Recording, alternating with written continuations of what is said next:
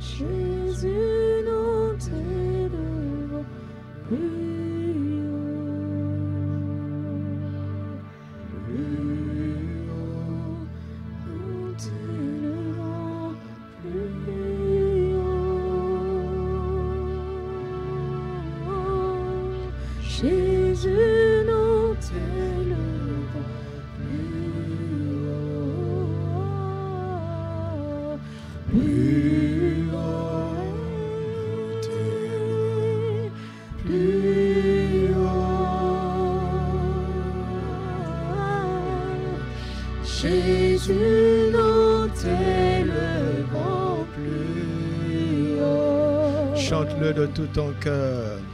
Plus haut, nous t'élevons plus haut. Élève-le au-dessus de la ville et de la nation.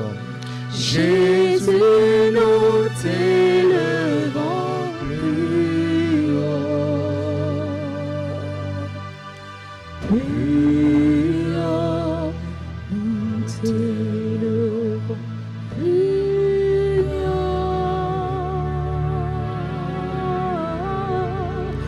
Jésus, nous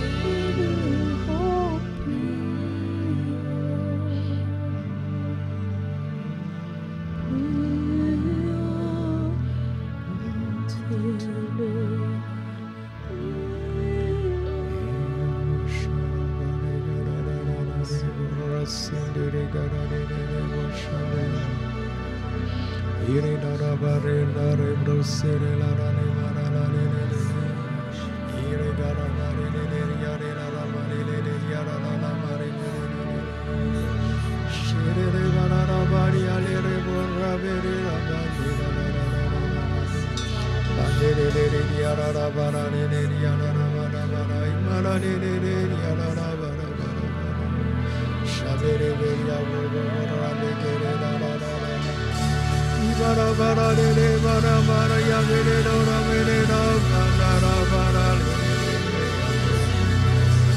Yadagira bare bara bara bara bara bara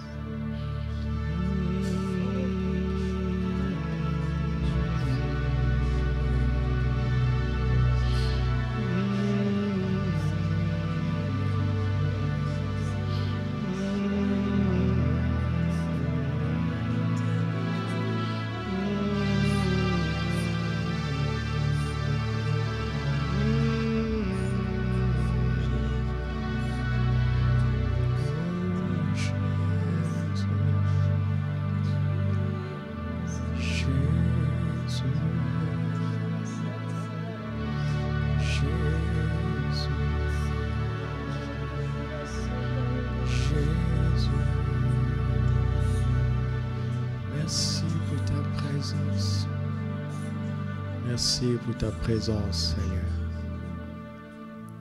Merci pour ta présence. Merci pour ta présence qui remplit chaque maison.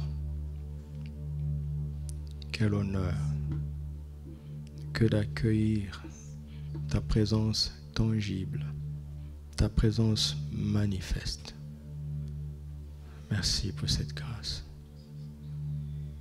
Dans cette présence, garde-nous là et parle à nos cœurs. Garde-nous dans cette conscience, dans cette présence, dans cette communion,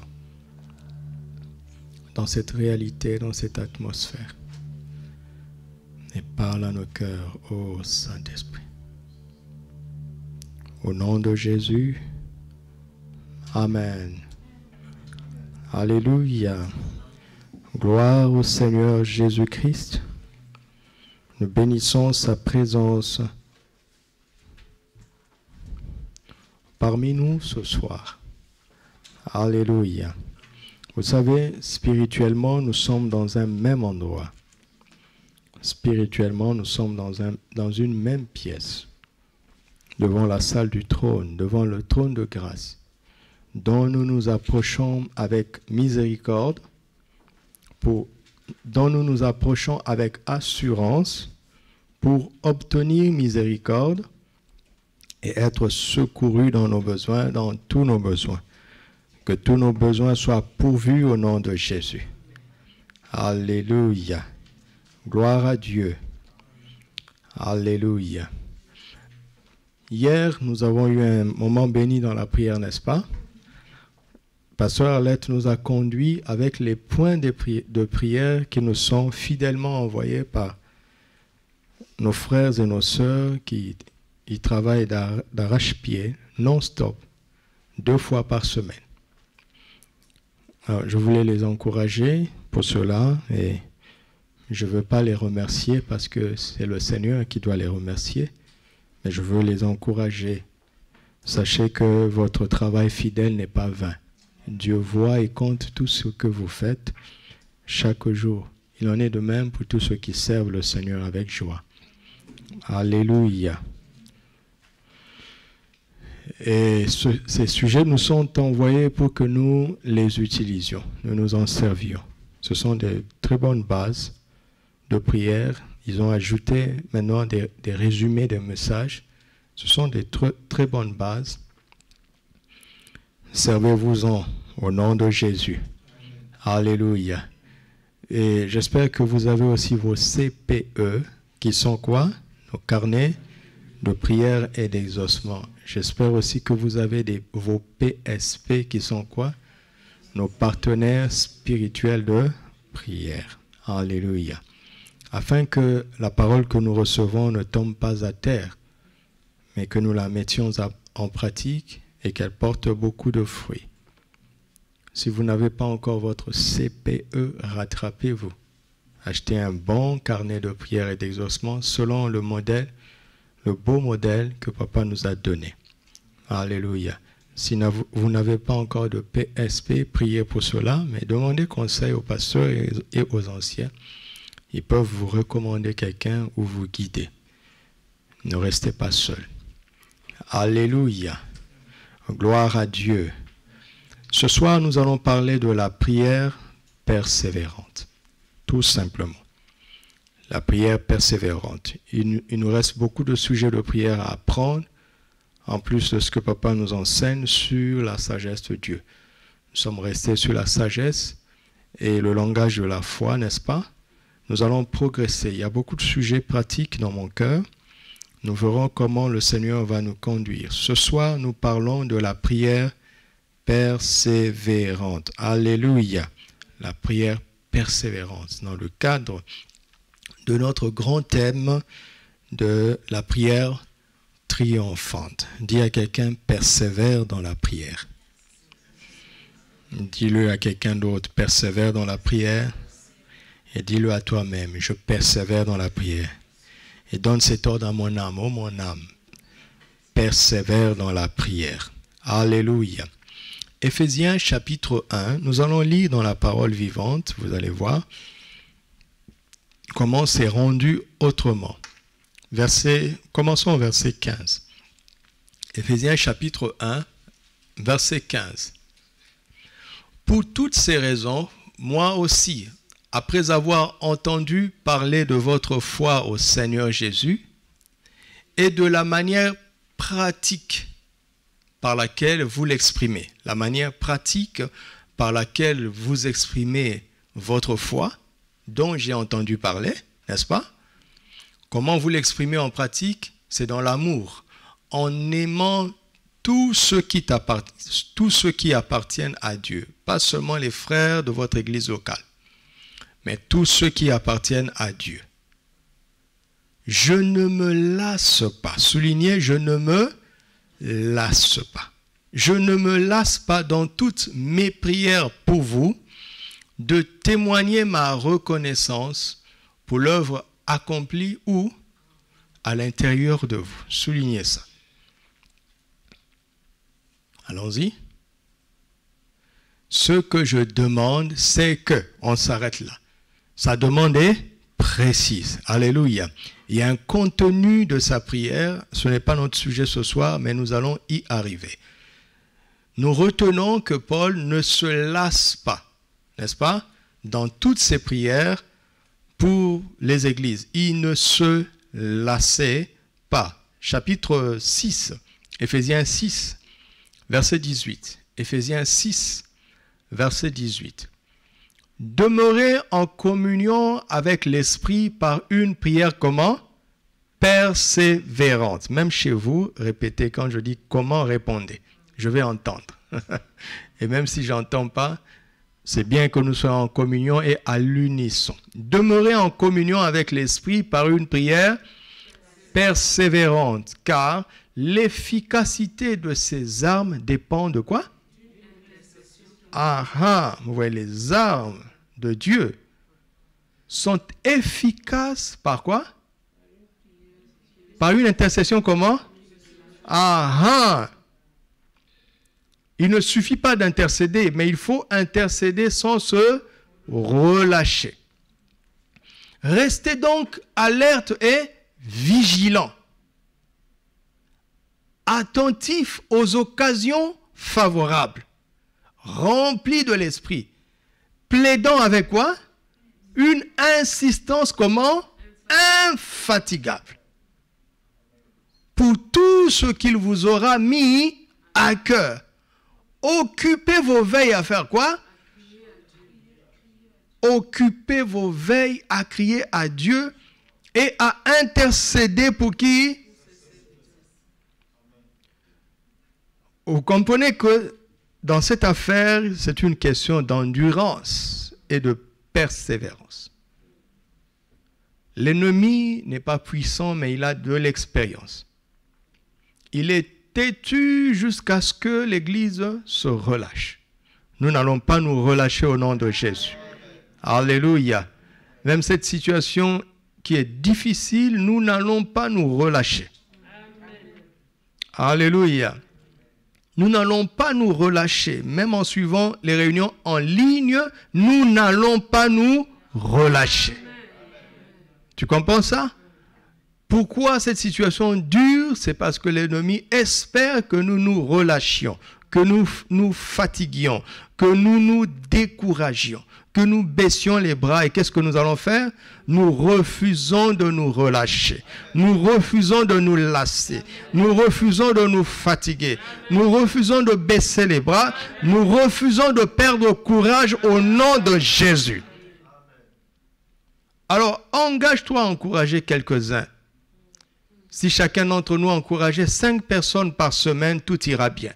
Tout le monde sera fort. Engage-toi à encourager quelqu'un. Alléluia. Alléluia. 1 Thessaloniciens, chapitre 5, commençons au verset 17. Que votre vie de prière fasse quoi? Ne se relâche pas. Amen. Dites merci à Dieu pour tout et en toutes circonstances. Restez reconnaissant comment? Quoi qu'il arrive. Voilà ce que Dieu attend de qui? De nous. Puisque nous appartenons à Jésus-Christ. Alléluia. Continuons. N'entravez pas l'action de l'Esprit et ne l'empêchez pas de vous éclairer. Ne laissez pas son feu s'éteindre en vous. Ne dépréciez jamais les instructions ou les exhortations que les croyants animés par l'Esprit vous adressent. Ne sous-estimez pas les révélations prophétiques. Ne méprisez pas par votre conduite la parole que le Saint-Esprit vous adresse. Au contraire, mettez tout à l'épreuve. Vérifiez ce qu'on vous dit. Vérifiez si ce qu'on vous dit est exact. Ne retenez que ce qui est bon et digne d'être conservé. Amen. Alors, d'où est-ce que l'apôtre Paul tient tout ça? Il tient tout ça des paroles du Seigneur. Car il a dit, soyez mes imitateurs comme moi je le suis du Seigneur. Revenons, et comme toujours, à l'enseignement du Maître lui-même. à l'enseignement de Jésus. Luc chapitre 11, versets 1 à 13. Toujours dans la parole vivante. Un jour, Jésus s'était retiré pour prier. Il s'est retiré pour prier. Quand il eut fini, un de ses disciples lui demanda, « Maître, apprends-nous à prier. » Ça s'apprend. « Apprends-nous à prier comme Jean l'a appris à ses disciples. » Il leur répondit, « Quand vous priez, dites, Père, que tu sois reconnu pour Dieu, que ton règne s'établisse. Donne-nous chaque jour la nourriture dont nous avons besoin. Pardonne-nous tous nos torts envers toi, car nous pardonnons nous-mêmes à tous ceux qui ont des torts envers nous. Et garde-nous de céder à la tentation. » Il ajouta, « Supposez que l'un de vous ait un ami et qu'il aille le réveiller en pleine nuit pour lui dire, « Mon ami, prête-moi 3 pains. Car un de mes amis qui est en voyage vient d'arriver chez moi et je n'ai absolument rien à lui offrir. » Admettons que l'autre de l'intérieur de la maison lui réponde, « Laisse-moi tranquille. Ne me dérange pas, ma porte est fermée, mes enfants et moi nous sommes au lit. Je ne peux pas me lever maintenant pour te donner ce que tu me demandes. » Mais le premier continue à faire quoi? Souligner. Mais le premier continue à frapper. Je vous assure que son ami se lèvera, même s'il n'a pas envie de se lever par amitié pour lui donner ses pains. Il le fera quand même, parce que l'autre, sans se gêner, continue à l'importuner. Et il lui donnera tout ce qu'il lui faut. Ainsi, moi je vous dis. Donc, c'était un exemple pour arriver à la conclusion. Le message se trouve dans la conclusion. C'est comme une banane. On épluche, on ne mange pas la peau. La nourriture est ici. Ainsi, moi je vous dis, demandez, continuez à demander et vous... Ah oui, parce que dans lui second, c'est demander, vous recevrez. Mais le temps que le grec utilise là-bas veut dire ceci. Par exemple, quand tu dis le soleil se lève à l'est, tu n'as plus besoin de dire le soleil se lève chaque jour à l'est. C'est ce temps-là. Un présent continuel, permanent. Alléluia. Demandez et continuez à demander et vous réservez. Cherchez, persévérez dans votre recherche et vous... Aha. Frappez, insistez et la porte vous sera... Relisons encore, verset 9. Demandez, continuez à demander et vous recevrez. Cherchez, persévérez dans votre recherche et vous trouverez. Frappez, insistez et la porte vous sera. Vous comprenez pourquoi Paul dit, je ne cesse pas, je ne me relâche pas, j'insiste sans me fatiguer. C'est un bon disciple de Jésus. Alléluia.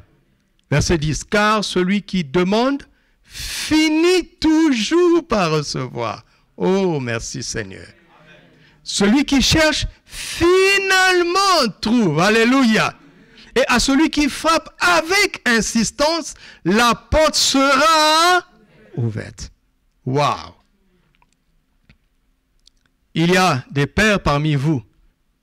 Lequel d'entre vous serait capable de donner une pierre à son fils quand il lui demande du pain? Ou bien, s'il demande un poisson, lui donnera-t-il un serpent à la place?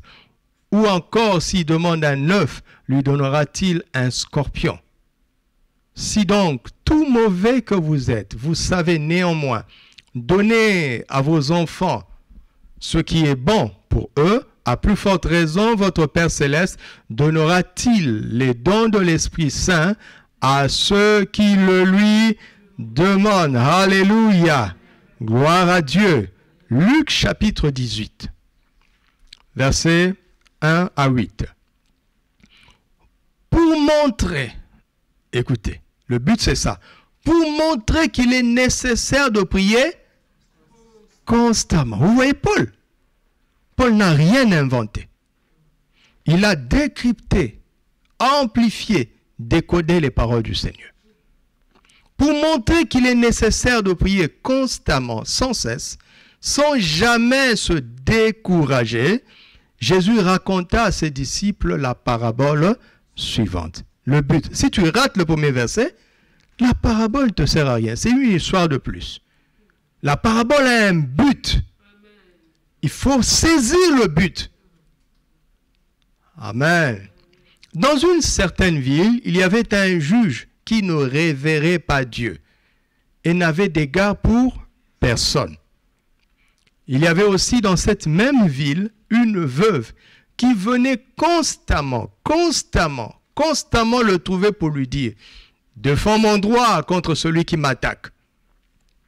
Pendant longtemps, il s'y refusa, mais à la longue, il finit par se dire « J'ai beau ne pas révérer Dieu et me moquer de ce que peuvent penser les hommes. Cette veuve m'ennuie quand même. C'est pourquoi je vais défendre son droit pour qu'elle ne vienne pas sans cesse me casser les oreilles. » Le Seigneur ajouta, « Notez bien comment ce mauvais juge a réagi. » Ça, c'est la parabole. Alors, pouvez-vous supposer que Dieu ne défendrait pas le droit de ceux qu'il a choisis et qui crient à lui jour et nuit, même s'il tarde à les écouter et à leur venir en aide? Vous voyez la conclusion? Mais moi, je vous dis, c'est par une intervention soudaine qu'il défendra leurs droits. Wow. Seulement, lorsque le Fils de l'homme reviendra, trouvera-t-il encore la foi sur la terre? Trouvera-t-il encore sur la terre des hommes qui ont confiance en lui? Le but de Jésus, c'est quoi? C'est que ta prière doit dépasser ton but terrestre. Parce que si tu te défends, mais qu'après, le jour de son retour, il ne te trouve pas dans une situation de confiance en lui, à quoi aurait servi cet exaucement si finalement tu rates l'enlèvement? Alléluia. Alléluia.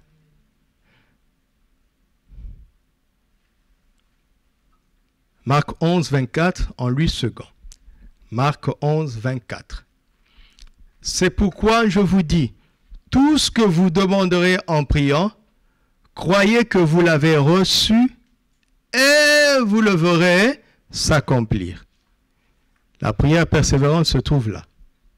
Entre le moment où nous l'avons reçu et où nous le verrons s'accomplir. Dis au Seigneur de te parler ce soir. Saint-Esprit, parle-nous ce soir au nom de Jésus, car ce sujet est capital. Capital pour nous aider à mettre en application tout ce que nous avons appris jusque-là et tout ce que nous allons apprendre dans la suite. Au nom de Jésus, Amen. La prière persévérante.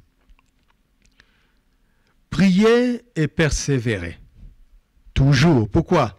Parce que Dieu notre Père est bon et amour, n'est-ce pas? Il ne tardera pas à nous répondre. Il ne prend pas plaisir à attendre. Il nous donnera toujours promptement, dans la version que nous avons lue, c'est soudainement, n'est-ce pas? Il nous donnera toujours promptement ce que nous lui demandons par la foi, au nom de Jésus.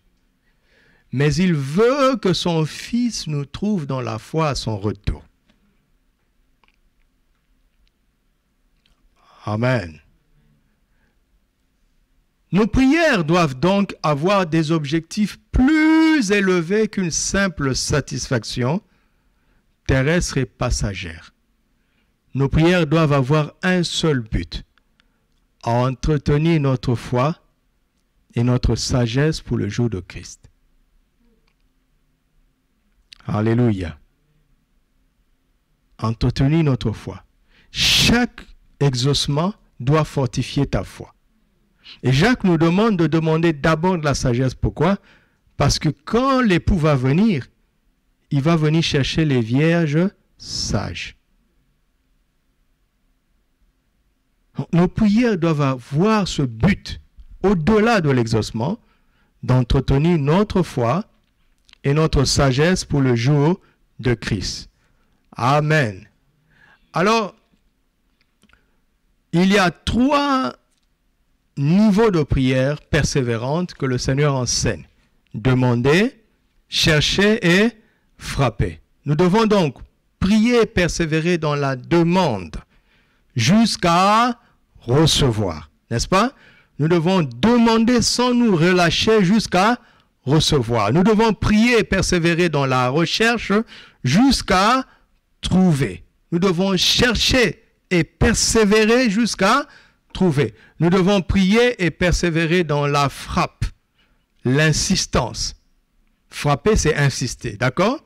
Jusqu'à ce que les portes s'ouvrent. Alléluia. Voici les 3 niveaux de la prière persévérante qui vont nous aider ce soir. Nous allons parler d'abord de la demande et de la recherche. C'est quoi prier et persévérer dans la demande? Je fais un résumé parce que ça embrasse tout ce que nous avons vu jusque-là. Prier et persévérer dans la demande veut dire combattre le bon combat de la foi contre l'incrédulité. Car tout ce que nous demandons avec foi par la prière, nous le recevrons. S'il n'y a pas de foi, il y a un problème. Notre premier adversaire dans la prière, c'est l'incrédulité. Nous devons veiller, comme nous l'avons vu le dimanche, à ce qu'il n'y ait pas le moindre doute dans notre cœur. Notre foi ne doit pas être mêlée avec le moindre doute. Nous devons combattre aussi l'inquiétude. L'inquiétude est très présente pendant le temps d'attente. Nous devons refuser de nous inquiéter, choisir de faire confiance en Dieu. Alléluia. Les passages sont là. Matthieu 6, le Seigneur nous dit de ne pas nous inquiéter de toutes ces choses matérielles. Ce sont les païens qui le demandent. Mais notre Père sait de quoi nous avons besoin. Notre Père sait que nous en avons besoin. Ce n'est pas des caprices. Nous en avons besoin. Amen. Mais nous devons avoir des aspirations plus élevées que celles-là. Pourquoi? Pas parce que ces choses secondaires sont inutiles, mais les aspirations plus élevées feront que nous aurons tout ce dont nous avons besoin par-dessus. Alléluia.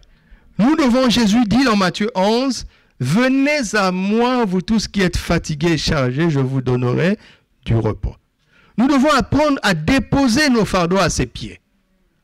Alléluia. Et ce n'est pas difficile, ce n'est pas compliqué. Tu t'inquiètes de quoi? Va dans ton lieu secret, ferme ta porte, entre dans le lieu, ton Père qui voit dans le secret, et parle-lui, dis, papa, voici, ceci me préoccupe. Tu nommes ton problème. Tu le présentes à Dieu. Si tu le fais, tu vas voir que la paix qui surpasse toute connaissance viendra en toi. Et elle gardera ton cœur et tes pensées en Christ. Vous savez, les inquiétudes, ce sont des voix qui parlent à l'intérieur de nous. Nous devons, pour t'en débarrasser, tu dois parler. C'est aussi simple que ça. Tu ne peux pas vaincre les inquiétudes en pensant à la confiance que tu as en Dieu. Parce que l'inquiétude est une voix que tu entends. Ce n'est pas simplement une pensée, c'est une voix que tu entends. Et si tu as confiance en Dieu, tu dois donc parler. Tu dois dire à Dieu, je manque de ceci, mais j'ai confiance en toi. Je manque de ceci, Père, donne-le-moi. Pouvoir pour ceci. Alléluia. Parle à Dieu, parle à Dieu. Autrement, je vous disais, ça ne vous coûte rien de parler. Je ne parle plus ainsi. N'est-ce pas? Parle à Dieu et il te répondra. Demande et tu recevras. Vous ne recevez pas parce que vous ne demandez pas. Aussi simple que ça. Dieu existe, il est réel, même si tu ne le vois pas. Ose lui dire, ô Père, toi qui es au ciel, donne-moi ce pain dont j'ai besoin. Donne-moi ce travail dont j'ai besoin. Donne-moi cette réponse dont j'ai besoin. Ose exprimer ton besoin à Dieu. Dépose le fardeau. Tout ce qui pèse sur ton cœur, ouvre ta bouche, exprime-le. Dépose-le dans le lieu secret. Et tu sortiras en étant léger. Alléluia. Parle à Dieu.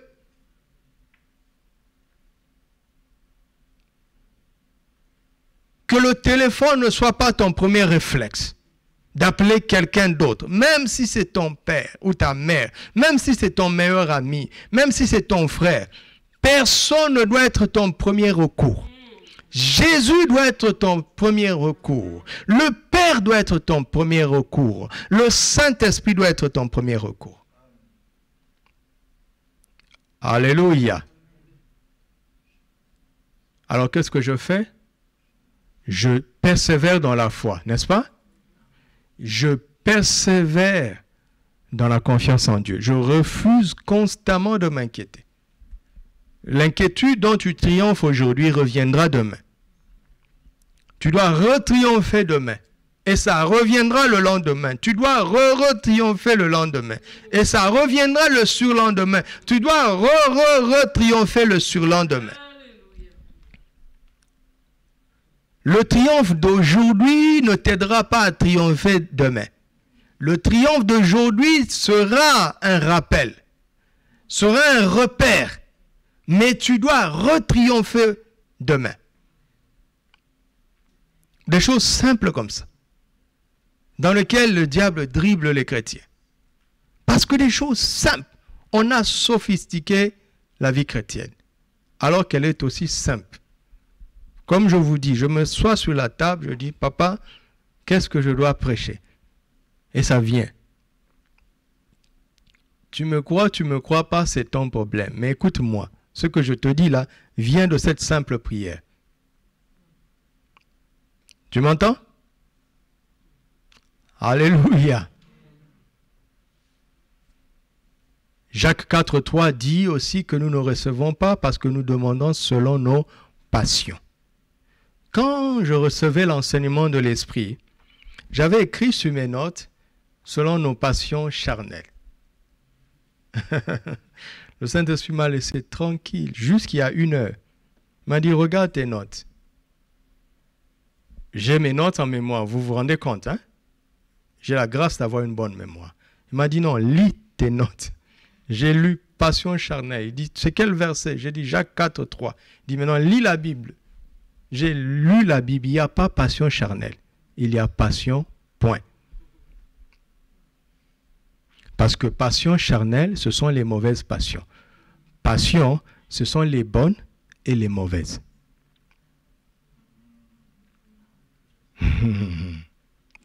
Affiche, tout le monde va voir. Jacques 4,3. Pour quelqu'un qui se demande, mais quand même, vas-y. Vous demandez et vous ne recevez pas parce que vous demandez mal dans le but de satisfaire quoi? Je n'ai pas le droit de satisfaire mes passions. C'est quoi une passion? C'est quelque chose que tu désires ardemment, qui te presse, qui prend ton énergie. N'est-ce pas? Si elle est mauvaise, ça on sait déjà. Mais même si elle est bonne, elle va t'incliner à mal le demander.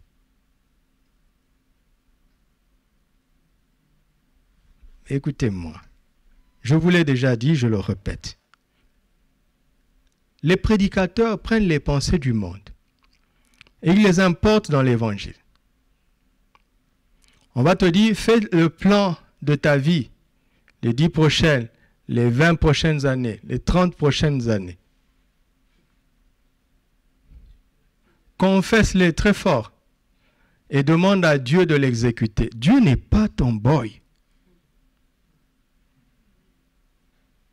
Dieu veille sur sa parole pour l'exécuter. Il n'est pas au service de ce qu'il ne t'a pas dit.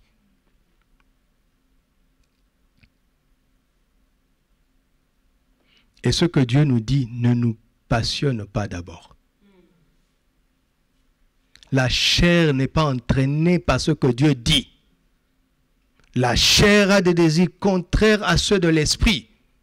Jésus a regardé Pierre, il lui a dit, quand tu étais jeune, tu te saignais toi-même et tu allais où tu veux. Mais quand tu seras vieux, mature, tu étendras tes mains. Un autre te saignera et te mènera où? Où tu ne voudras pas. Il n'y aura aucune passion là-bas. Mais c'est pourtant ça la direction.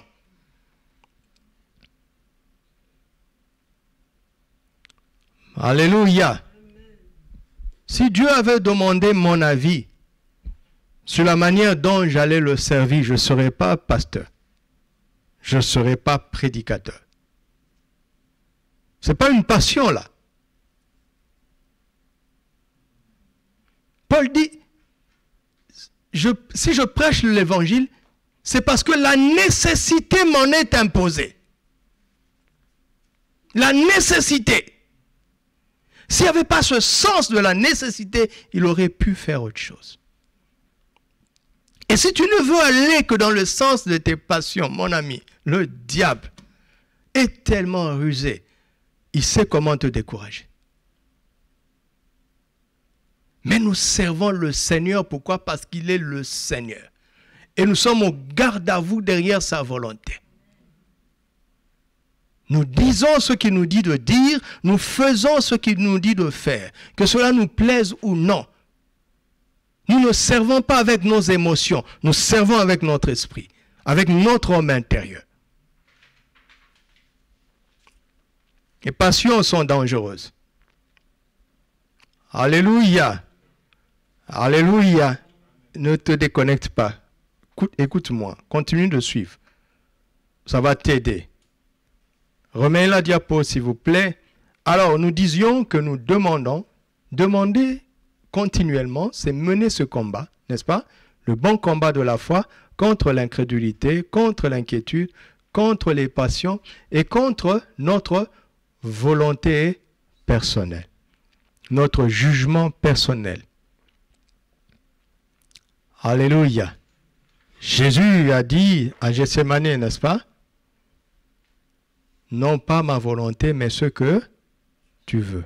Et il dit, veillez et priez, afin que vous ne tombiez pas à la tentation. L'esprit est bien disposé, mais la chair est faible. Il a appliqué ce qu'il avait dit au début au sujet de la prière. Lorsque vous priez, entre autres, dites, ne nous induis pas en tentation, mais délivre-nous du mal. Alléluia. Pour parvenir au point où tu demandes la juste chose, il faut mener ce combat de la foi d'abord. Tous les jours. Constamment. Ainsi, nous demandons pour recevoir quoi? La plénitude de la foi. Alléluia. La plénitude de la foi. Aujourd'hui, je dis, Seigneur, donne-moi un stylo. Et le stylo ne se manifeste pas. Qu'est-ce que je fais? Demain, je viens encore. Papa, un stylo. Et le stylo ne se manifeste pas encore. Le lendemain, papa, un stylo. Pourquoi j'insiste? Parce que au fur et à mesure que je continue à demander la même chose, pendant que ma bouche demande la chose, je rentre en moi-même, d'accord? Et je vérifie si je suis vraiment dans la plénitude de la foi. Quand il y a la plénitude de la foi, il n'y a plus de place pour l'inquiétude. Il n'y a plus de place pour l'incrédulité. Il n'y a plus de place pour le doute. Il n'y a plus de place pour les passions. Il n'y a plus de place pour la volonté personnelle. Par exemple, si je demandais un stylo pour prouver à quelqu'un, au début, je peux ne pas m'en rendre compte. Mais à force d'insister, à un moment donné, le Saint-Esprit va me dire, pourquoi? Qu'est-ce que tu veux lui prouver? Vous comprenez? Il y a des choses dont on se rend compte vite, Il y en a d'autres dont on ne se rend pas compte vite. Regardez Anne. Elle persévérait, pourquoi? Parce qu'elle voulait prouver à sa rivale, qui se moquait d'elle, qu'elle aussi, elle peut avoir un fils. Dieu n'est pas au service des querelles enfantines. D'accord? Mais un jour, l'Esprit a tellement agi en elle qu'elle a décidé d'offrir l'objet de sa fierté, l'objet de sa vengeance. Parce que le sacerdoce avait besoin d'un homme intègre. Et ce n'est pas une femme qui n'avait qu'un seul fils qu'on allait demander de donner cet enfant-là. Et pourtant, elle était prête. Elle a donné ce que Dieu n'a pas demandé. Elle a triomphé de ses passions, de sa volonté personnelle. Alléluia. Pourquoi? Parce que Dieu ne veut pas que cet exaucement s'arrête là. Dieu veut que cet exaucement, la foi qui emmène à l'exaucement, Dieu veut que la foi qui emmène à l'exaucement produise la foi pour le retour de Jésus. Ça ne vient pas de ma tête, ça vient de Luc 18. Ça ne vient pas de ma tête, ça ne peut pas venir de ma tête. Peu importe ce dont tu as besoin, peu importe ce que tu demandes, parce que tu le manques, Dieu veut passer par là pour te donner la foi qui fera que tu ne rateras pas l'enlèvement. À quoi bon avoir une voiture, toi qui es piéton, et finalement se retrouver en enfer? Mais si cet exaucement va affermir ta foi pour son retour, c'est formidable. N'est-ce pas? C'est comme si tu demandais une chose, Dieu t'en donnait deux. Il te l'a donné sur la terre et il faisait en sorte que cette chose obtenue sur la terre devienne un passeport pour le ciel. Qu'est-ce que c'est merveilleux! Alléluia! La plénitude de la foi, vous le voyez dans Hébreux 10, 22. Affiche pour ceux qui ne savent pas. Hébreux 10, 22. Hébreux 10, 22. Approchons-nous avec un cœur sincère. Comment? Dans la plénitude de la foi. Cela veut dire que parfois notre foi n'est pas totale. Parfois.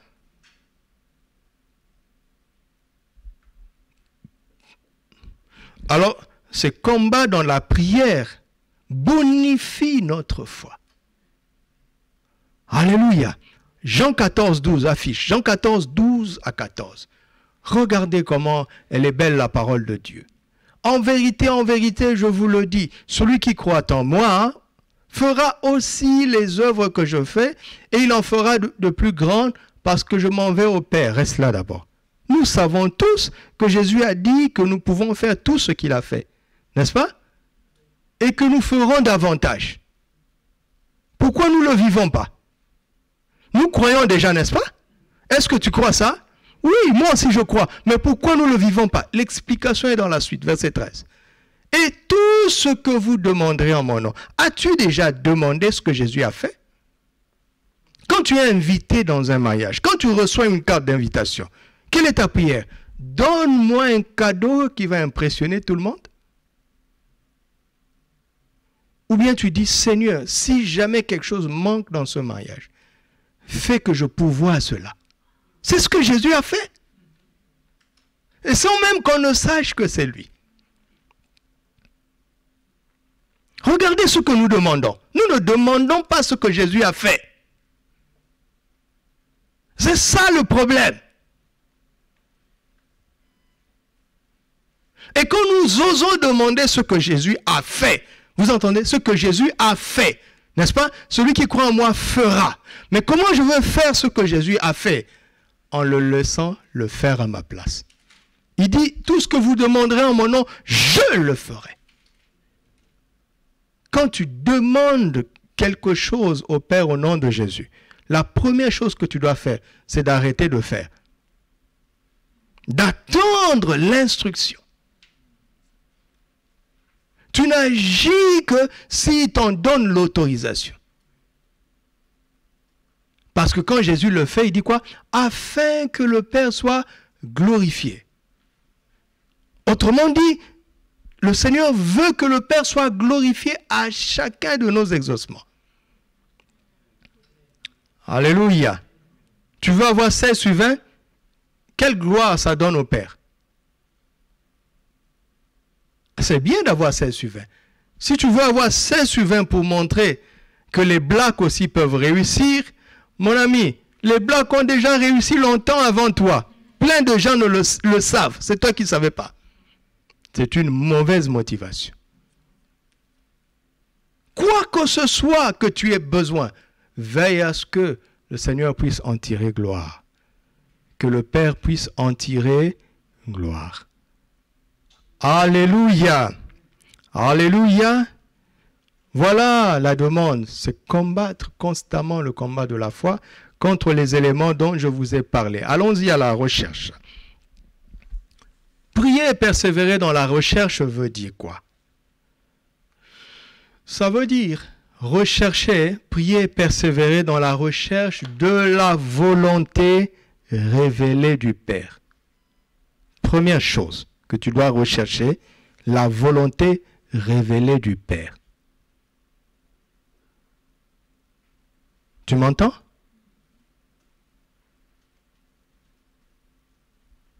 Ton besoin ne doit pas te guider. C'est quelle est la volonté de Dieu à travers ce besoin. Ça va être clair plus tard. C'est ça. Là, on recherche maintenant. Alors, j'ouvre ma Bible, je commence à fouiller.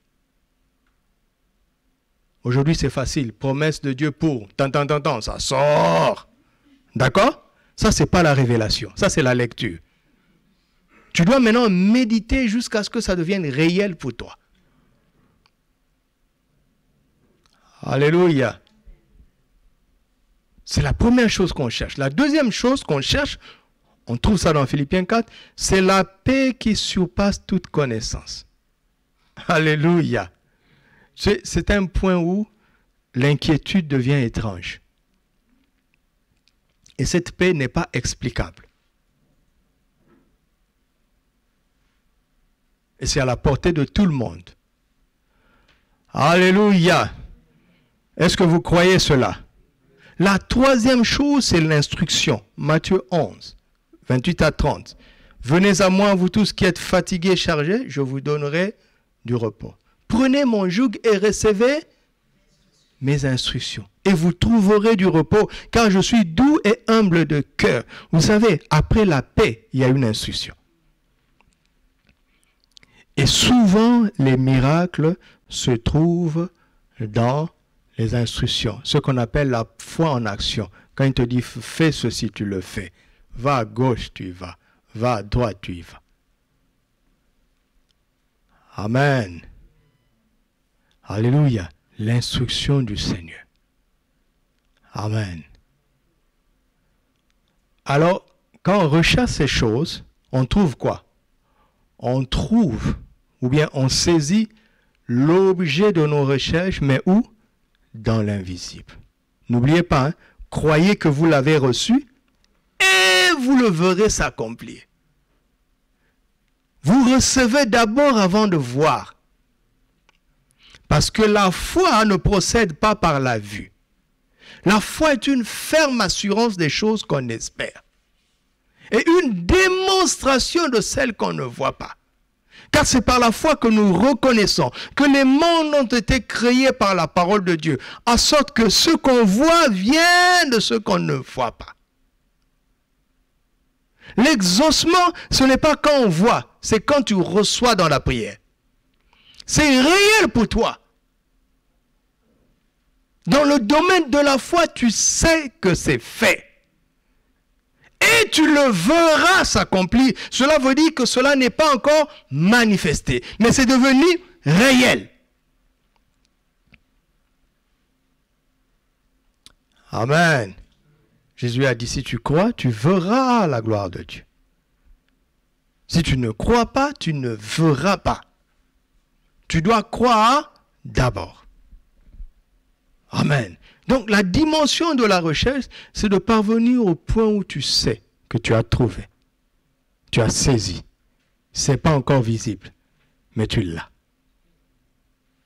Amen. Tu l'as. Parce que quand tu as trouvé la volonté révélée de Dieu et que tu pries, 1 Jean 5, 14, nous avons auprès de lui cette assurance que si nous demandons une chose quelconque, c'est-à-dire n'importe laquelle, selon sa volonté révélée, nous savons qu'il nous écoute. Et si nous savons qu'il nous écoute, nous savons que nous possédons la chose que nous lui avons demandée. Nous possédons. Il est possible que cette chose ne soit pas encore manifeste. Croyez que vous l'avez reçue et vous le verrez s'accomplir. Vous ne verrez jamais s'accomplir ce que vous n'avez pas reçu au préalable. Vous saisissez les réalités de la prière? Vous voyez qu'il ne suffit pas de parler. Il ne suffit pas de perroquer. Ça, c'est mon verbe. Amen. Ça, c'est la recherche. Alors, là où nous allons atterrir, et c'est vraiment très intéressant, c'est de la frappe jusqu'à ce que les portes s'ouvrent. Alléluia. Et ça, c'est vraiment passionnant. C'est vraiment passionnant. Question. Comment et pourquoi continuer à demander ce qu'on a déjà reçu? Comment et pourquoi continuer à chercher ce qu'on a déjà trouvé? Parce que demander résout le problème déjà. Chercher résout le problème. Pourquoi frapper encore? C'est bon. On a déjà reçu. On a déjà trouvé. Ah non. Ce qu'on a trouvé, qu'on a saisi, est encore invisible. C'est ça le problème. Ce qu'on a reçu, c'est la plénitude de la foi. Ce qu'on a trouvé est dans l'invisible. Mais c'est une réalité dans le domaine de la foi, dans le monde invisible. Dans le monde spirituel, c'est une réalité. Mais ça reste invisible. Alléluia. Alors, comment et pourquoi continuer à demander ce qu'on a reçu? Comment et pourquoi continuer à chercher ce qu'on a déjà trouvé? C'est pour passer de ce qu'on espère à la démonstration de ce qu'on ne voit pas. C'est pour rendre visible ce qu'on a déjà obtenu dans l'invisible. Tu m'entends? Frapper consiste à ça. Frapper consiste à convertir ce qui est acquis dans l'invisible pour le convertir en réalité visible. Frapper, c'est chercher comment démontrer qu'on l'a déjà. Alléluia. Frappez et l'on vous ouvrira, n'est-ce pas? Je viens dans votre frère, vous dites, toc toc. Qu'est-ce que vous dites? Oui, c'est qui? N'est-ce pas? Vous dites pas ça? Qui êtes-vous? N'est-ce pas? Donc vous avez besoin de savoir qui frappe pour ouvrir. Pourquoi? Parce que celui qui frappe est une personne. C'est simple, hein? Alléluia. Et l'on vous ouvrira. Ça veut dire que cette chose ne va pas venir là où vous êtes à l'extérieur. Mais vous devez faire quoi? Vous devez entrer là-bas. Tu es au dehors du manque. On t'ouvre la porte de l'abondance. Tu dois entrer là-bas. L'abondance ne viendra pas te retrouver dehors. Tu es au dehors de la maladie. On t'ouvre la porte de la santé. Qu'est-ce que tu dois faire? Tu dois entrer là-bas. La santé ne viendra pas au dehors des malades. L'on vous ouvrira, c'est ce que Jésus a dit. Mais réfléchissez, vous allez vous rendre compte que quand nous frappons, nous attendons à ce que ça vienne là où nous sommes. Oui ou non? Erreur, erreur, erreur. On t'ouvre pour que tu entres. On te donne accès. Mais pour qu'on te donne accès, on doit savoir qui es-tu. Qui es-tu? Sais-tu qui tu es? Oui, tu as demandé au nom de Jésus. Tu frappes au nom de Jésus. Le Père dit oui, Jésus, je le connais. Toi, qui es-tu? Regardez la sagesse de Jésus. Après Marc 11, après le verset 24, il dit, si vous ne pardonnez pas, n'est-ce pas? En attendant l'accomplissement, et vous le verrez, ça accompli. Il dit, lorsque vous priez, si vous savez qu'il y a un problème, résolvez-le. Parce que quand on ouvre la porte, on dit, qui es-tu? Est-ce un rancunier ou un homme qui pardonne? Dans la pièce d'abondance, on n'accueille pas les rancuniers. Dans la pièce de l'autorité, on n'accueille pas les gens remplis de haine.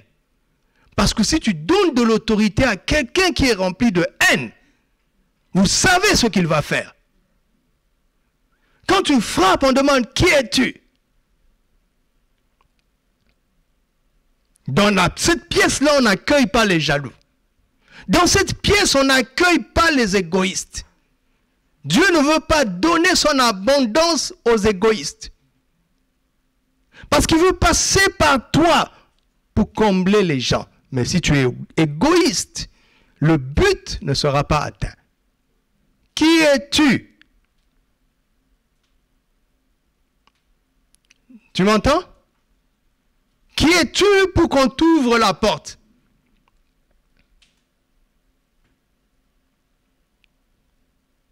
Qui es-tu? Tant que tu n'as pas pardonné, la porte ne s'ouvre pas.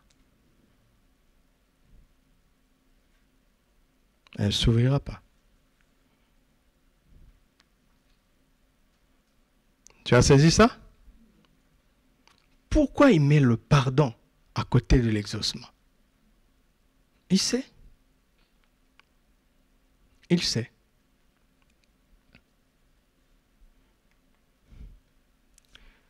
Ainsi, le mot de passe, c'est quoi? C'est notre personne, notre identité et notre caractère. Alléluia. Tout le monde a un email, non?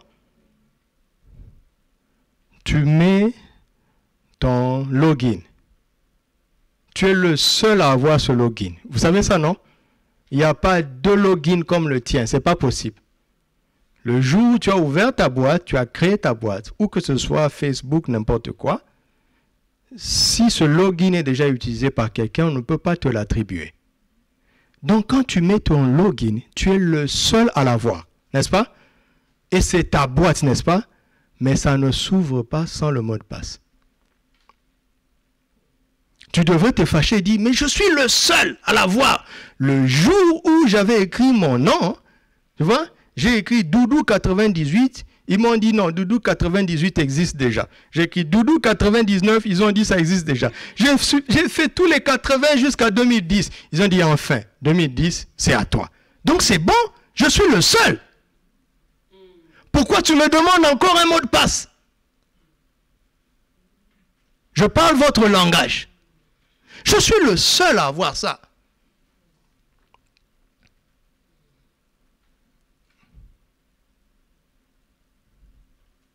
Jacob vient, il a le code. Il faut qu'il soit velu, n'est-ce pas? Papa touche. Il est velu quand même. Mais la voix est un peu bizarre. Quand Jacob a réussi à bien le tromper, il n'a pas béni. Hein? Souvenez-vous ce que maman a dit. Il a mangé d'abord. Ça, c'est le mot de passe. S'il n'y avait même pas de poils, on ne calculerait même pas ta nourriture. Les poils, c'est le login. Mais le mot de passe, c'est mangeons d'abord. Donc quand tu dis, toc, toc, toc, Père, au nom de Jésus, il regarde si tu es né de nouveau. Quand il dit qui es-tu, il ne cherche pas à savoir si tu es chrétien. Ça, c'est le login. Le mot de passe, c'est qu'est-ce que tu es devenu? Quel est ton caractère?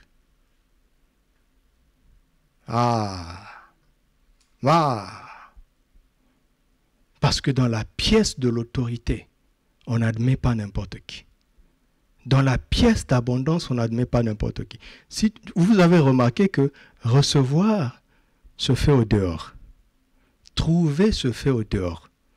Mais les choses pour lesquelles on frappe se prennent au dedans, à l'intérieur.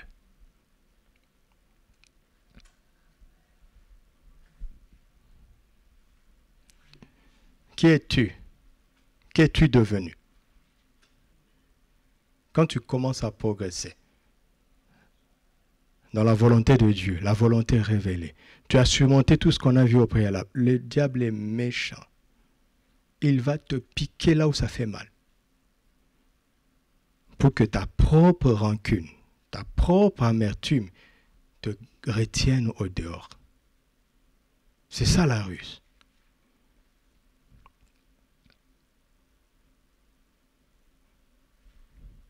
Je méditais aujourd'hui pour le torrent que nous préparions pour le mois prochain. Je suis arrivé à un point, vous allez le découvrir durant le mois, où le Seigneur me disait, mais quand Joseph est devenu la deuxième personnalité de l'Égypte, imaginez les marchands d'esclaves qu'il avait vendus. C'était leur business, n'est-ce pas? C'était leur business. Ils étaient connus puisqu'ils avaient vendu Joseph à Potiphar. Ils avaient accès dans la cour des grands. Mais Joseph pouvait le verrouiller. Il pouvait verrouiller cette entreprise-là. N'est-ce pas? Les gars qui l'ont ramassé en Canaan, qui l'ont lié, lisez le psaume, raconte comment Joseph a voyagé à pied, enchaîné, sous les fers. C'était un voyage abominable. Maintenant, il est Premier ministre et cette entreprise-là est là encore. Mais il peut verrouiller ça. Quand il est entré dans la maison de Potiphar, il est entré comme esclave. Le maître d'esclaves de Potiphar était encore au poste. Joseph pouvait se venger. Et que dire de la femme de Potiphar? Le jour lors de la fête nationale, tous les dignitaires du pays viennent avec leurs femmes présenter les vœux au pharaon.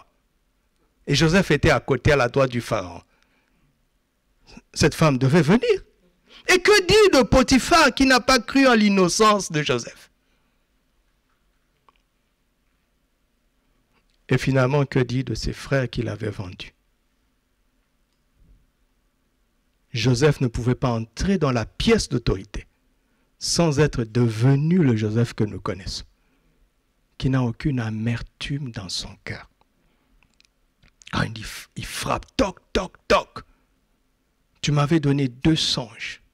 Dieu lui dit, qui es-tu?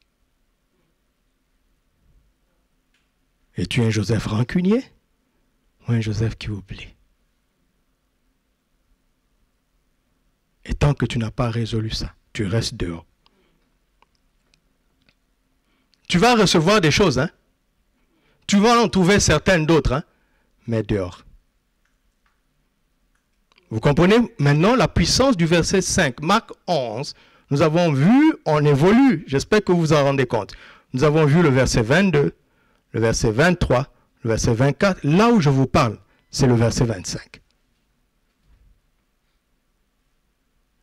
Eh mes amis, je ne peux pas donner des détails. D'ailleurs, mon histoire, c'est rien du tout. Mais je me rends compte que certaines choses qui arrivent n'auraient même pas dû arriver. Mais il y a une ruse derrière. Ne regarde pas aux hommes. Il y a un architecte derrière. Il veut que toi-même, tu te bloques l'accès. Par le manque du pardon, notamment. C'est clair? Alors, donnez-moi 10 minutes. Je vais terminer le message d'aujourd'hui. Qui êtes-vous? Qu'êtes-vous devenu?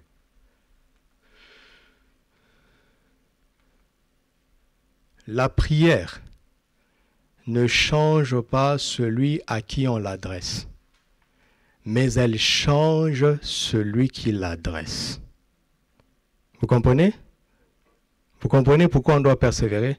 Parce que plus tu persévères, plus toi tu changes. Dieu est le même, n'est-ce pas?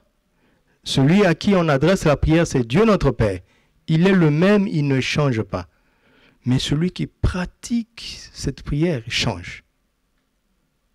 Tu vois vraiment que tu changes, littéralement. Tu changes. Et écoutez-moi, je vous parle de tout mon cœur. Si tu ne pratiques pas la prière persévérante, tu deviendras pire. Si tu pratiques la prière persévérante, tu deviendras meilleur. Il n'y a pas de troisième voie.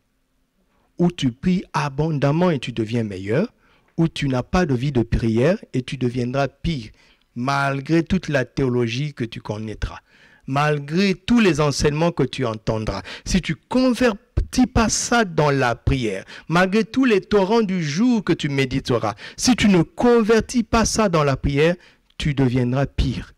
Parce que le diable sait où toucher pour t'affecter. Mais si tu pratiques la prière, peu importe ce qui se passe autour, tu deviendras meilleur. Parce que tu vas toujours voir au-delà ou en deçà de ce qui se passe. Alléluia. La prière ne change pas celui à qui on l'adresse, elle change celui qui l'adresse. La prière ne convainc pas celui qui a fait la promesse, mais elle convainc celui qui veut hériter de la promesse. Tu m'entends? Note ça. Seigneur, tu as dit, je vous l'ai dit, n'est-ce pas? Mais Dieu n'a pas oublié. Il sait ce qu'il a dit et il est convaincu de sa parole. Mais c'est nous qui avons besoin d'être convaincus.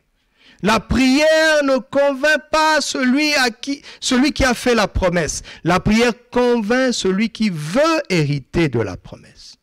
La prière n'informe pas celui qui a déjà parlé, mais elle transforme celui qui parle. Alléluia. Qu'est-ce que tu veux informer à Dieu?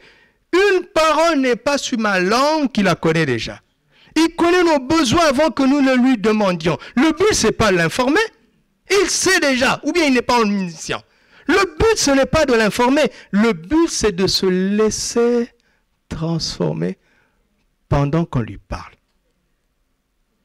Alléluia!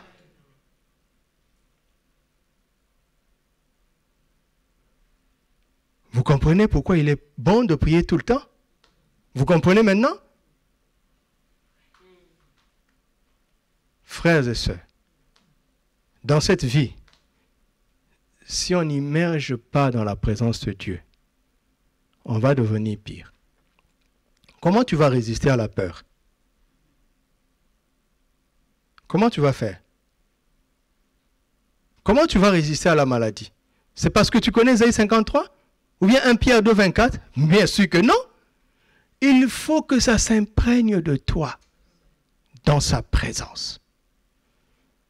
Comment tu vas être plein d'espérance dans ce monde qui va de mal en pis? Mais nous irons de gloire en gloire. C'est pas un slogan. Mais il faut entrer dans le lieu secret. Alléluia. Alléluia. Dieu a toujours le dernier mot. Amen. Il a le dernier mot.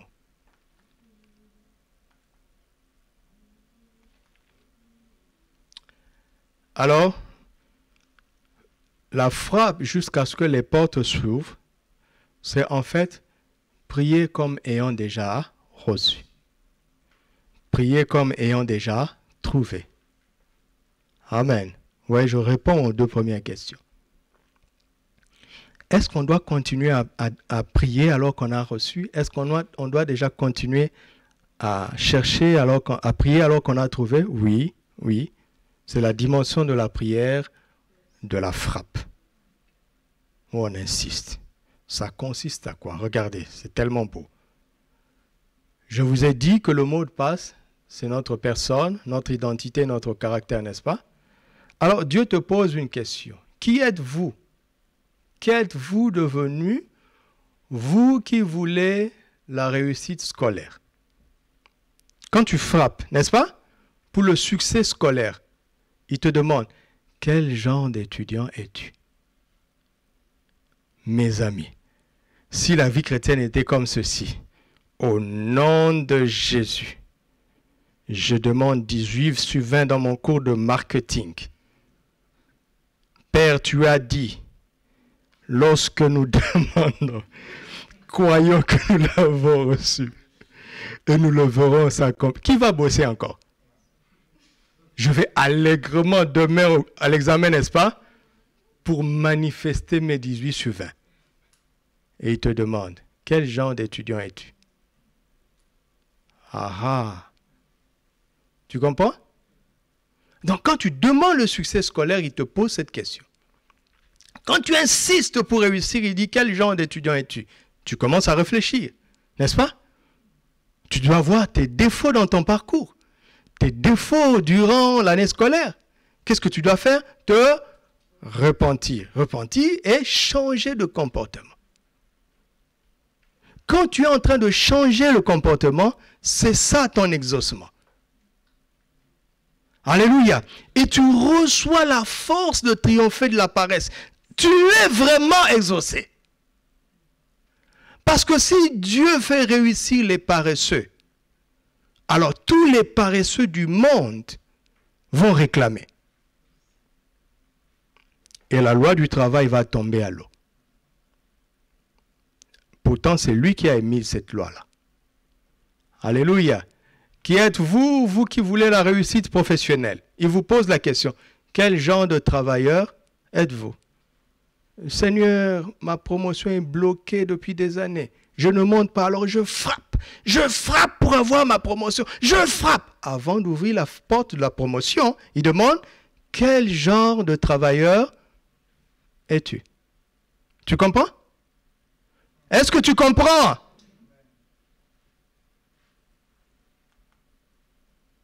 La porte du mariage. Et il te demande, quel genre de mari ou d'épouse serez-vous? Alors qu'est-ce que tu fais? Pour les sœurs, tu prends Proverbe 31. Tu commences à te scanner à la lumière du Proverbe 31. Et c'est là où tu vas voir tes lacunes. Tu les corriges. C'est là où tu es exaucé. Amen. Regardez cette belle histoire du mariage d'Isaac. Eliezer, un vieil homme, n'est-ce pas? A une mission cruciale. Et il fait une prière. Il dit à Dieu, la jeune fille à qui je lui demanderai de l'eau et qui va donner à boire même à mes chameaux, c'est elle-là.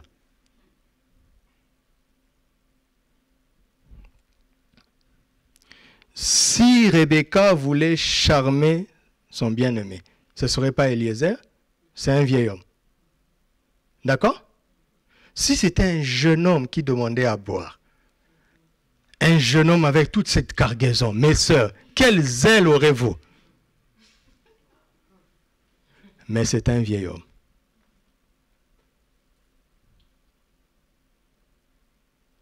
Rebecca a appris le travail, l'hospitalité, la générosité, le courage, le service désintéressé.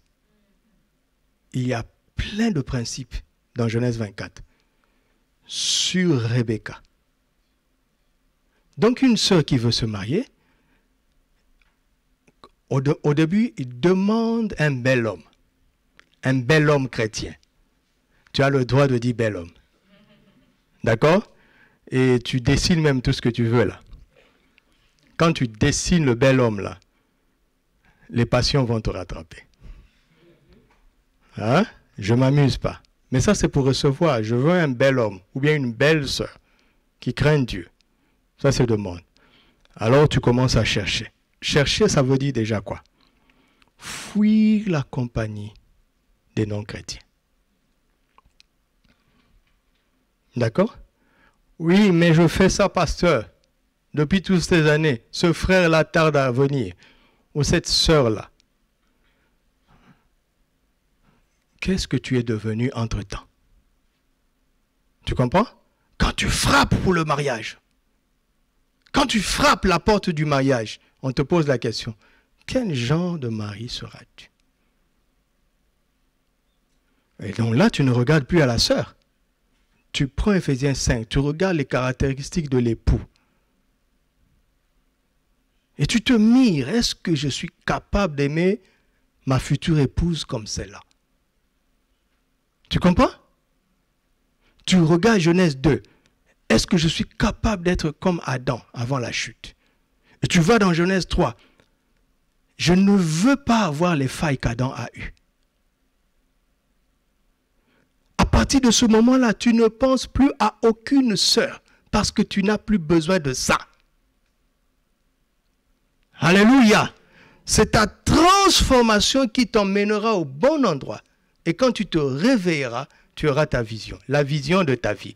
Ève sera là, préparée et amenée par Dieu au bon moment, à condition que tu deviennes l'époux que le Père rêve que tu sois, ou que tu deviennes l'épouse. Alléluia. Vous voyez que là, je dois ouvrir la Bible. N'est-ce pas? Hey, tu passes toute l'année. Seigneur, cette année ne passera pas sans que je la trouve. Tu pries comme un enfant. Tu as fait ça l'année passée. Tu as fait ça il y a 2 ans, n'est-ce pas? Tu n'es pas fatigué. Ouvre la Bible. Oublie la sœur. Regarde-toi. Quel genre d'époux es-tu? Maman Hortense a écrit ce livre-là. Quel genre de mari êtes-vous? Quel genre de femme êtes-vous? C'est pas pour les mariés. C'est trop tard. Quand un mari lit ça, c'est trop tard. Il a déjà fait plein de gaffes. Bon, il va aller demander pardon.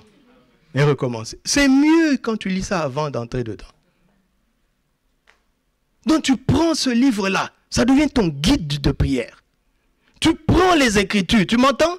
Quel genre d'étudiant es-tu? Qu'est-ce qu'on dit dans la parole de Dieu? Tu prends Daniel 1, 2. Tu regardes ces étudiants-là. C'était des étudiants. Quel genre de travailleur es-tu? Tu prends les travailleurs de la Bible. Tu lis les proverbes. Tu regardes les caractéristiques de la diligence. Tu regardes les bêtes salaires, comment ils ont été inspirés par l'Esprit. Et tu demandes ces choses-là.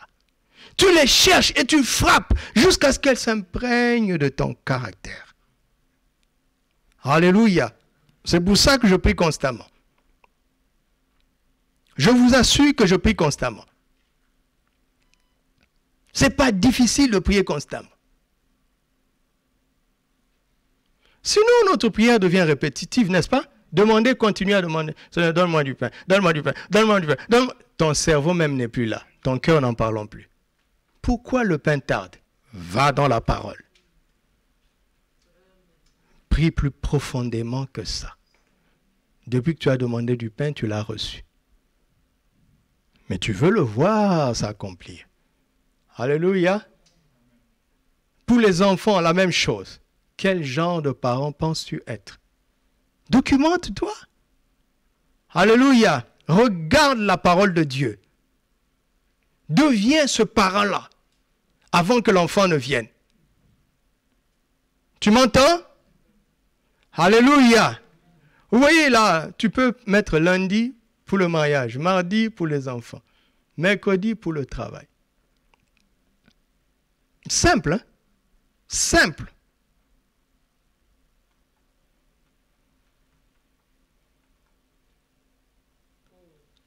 Prière pour le salut.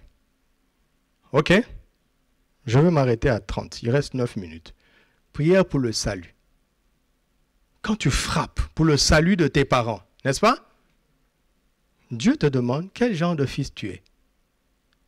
Un chrétien qui n'honore pas ses parents païens, mais il est en train de les éloigner de la foi.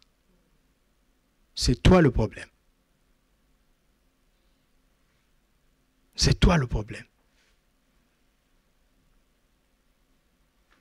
Quel genre de fils, de fille, de frère ou de sœur es-tu? Pourquoi les gens de ta maison, de ta famille, ne sont pas attirés par l'Évangile? Tu ne nous représentes pas bien. Tu pries pour le salut de ton conjoint. Je ne vous souhaite pas de faire cette prière. N'est-ce pas? Mais bon, ce sont des choses qui arrivent. Si quelqu'un me suit et qu'il s'était marié avec un non-converti, ce n'est pas seulement la prière. Quel genre de conjoint tu es? Voici une sœur, une femme qui est convertie, il s'était marié à un païen. Toutes les nuits, elle est dans les veillées de prière. Je te promets que ton mari ne se convertira pas. Ton mari ne va pas aimer ce Jésus qui a volé sa femme. Toujours dans les veillées de prière. Ça ne peut pas fonctionner. Mais tu dois être disponible, montrer un caractère de douceur. Il doit voir qu'il y a un avant et après, le moment où tu dis que tu as rencontré Jésus. Ça va le toucher. Alléluia. Les parents, ça arrivera à tout le monde. Les enfants des parents chrétiens ne sont pas chrétiens. Vous m'entendez? Ils ne sont pas nés de nouveau. Même les enfants des pasteurs ne sont pas chrétiens. Ils ne sont pas nés de nouveau. Alors, tu veux le salut de tes enfants? Quel genre de parent tu es? Si la Bible, si tu es Moïse à la maison, c'est toujours la loi. Ils ne connaîtront pas la grâce et la vérité. Vous m'entendez? Ce sont des questions comme ça que l'Esprit nous pose quand on frappe. Alléluia. D'autres questions. Tu pries pour ton prochain, le salut de ton prochain, n'est-ce pas? Quel genre de voisin es-tu? Ne fût-ce que bonjour. Mes amis, bonjour. Les Africains qui parlent très fort là. Tu déranges les voisins. Je vous parle, ici au Maroc. Je ne sais pas pourquoi les Africains ne savent pas parler doucement. C'est quoi votre problème? Vous êtes 3 dans la maison, mais tout le quartier vous entend. Vous êtes en train de gâcher le témoignage. Vous m'entendez? Faites attention. Vous priez pour les autorités, n'est-ce pas? On a des dictateurs, on a tous ces gens-là qui falsifient les constitutions. Quel genre de serviteurs sommes-nous? Quel genre de citoyens sommes-nous? Est-ce que nous maudissons les autorités ou bien nous les bénissons? Que disons-nous de nos nations? Amen. C'est ce qui arrive quand on frappe. On dit oui, c'est qui? Qui êtes-vous? Qu'êtes-vous devenu? Alors on ouvre la porte et vous entrez et vous possédez ce que vous avez demandé au nom de Jésus. Alléluia. Vous avez vu, c'est pratique, n'est-ce pas? Tous ces points-là, il y a maintenant des versets. Il y a des versets. Priez avec la parole de Dieu. Ne soyez pas des machines à prière. Ça, c'est la religion. D'accord? Tu es un humain, un enfant de Dieu. Tu n'es pas une machine. Tu n'es pas un robot. Dieu ne veut pas que tu sois un robot. Il t'a donné un cœur, une volonté, des sensations, une personnalité. Il veut que tu te soumettes volontairement. Il ne veut pas que tu sois obligé. Donc, ne soyez pas de machine à prière. Prenez la parole de Dieu et tranquillement parlez à papa dans le secret. Alléluia. Et continuellement et avec persévérance. Vous le verrez s'accomplir. Amen. Le temps est passé. Prends ton offrande. Rends grâce à Dieu. Rends grâce à Dieu. Et je vais prier pour nous. Père, au nom de Jésus, nous te sommes reconnaissants pour la clarté et la vérité des Saintes Écritures. Merci pour l'esprit de révélation. Merci pour l'esprit de vérité. Merci parce que c'est lui qui nous guide dans la prière. Il a justement inspiré les Saintes Écritures pour que nous apprenions le genre de choses que nous avons apprises ce soir. Alors je prie que ta parole porte du fruit dans nos cœurs au nom de Jésus. Que chacun puisse cultiver cela dans la prière et prolonger cette communication dans le lieu secret avec toi.